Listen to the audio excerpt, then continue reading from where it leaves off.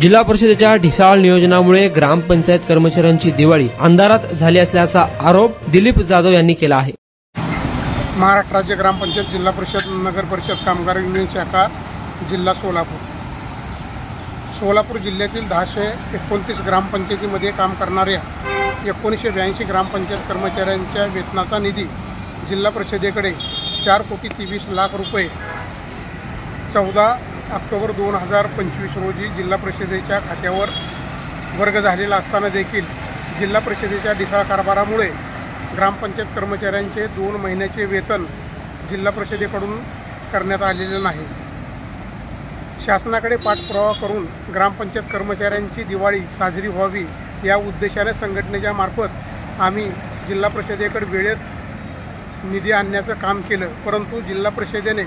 ठेकेदाराच्या बिलाकडे जास्त लक्ष दिल्याने ग्रामपंचायत कर्मचाऱ्यांचे वेतनाचे बिल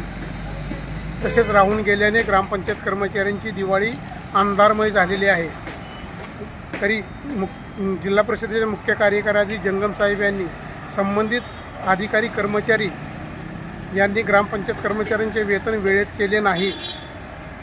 तरी त्यांच्यावर तात्काळ कडक कारवाई करावी, अन्यथा जिल्हा परिषदेसमोर युनियनच्या वतीने तीव्र स्वरूपाचे आंदोलन करण्यात येईल याची नोंद घ्यावी।